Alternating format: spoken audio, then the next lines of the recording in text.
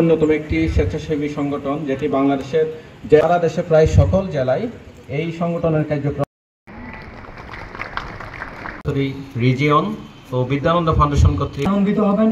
এই অনুষ্ঠানটা এখানেই শেষ না, এটা আপনাদেরকে স্বাগত জানাচ্ছি।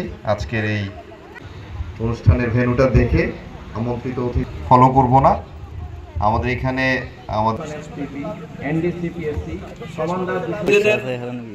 প্রয়োজন তা নিজেরাই খাগড়াছড়ি সদর জোন সহ বিভিন্ন জোনকে গত 2 সপ্তাহ ধরে বিভিন্ন জুস বিস্কিট আপনার সন্তোষ আপনার শুনুন।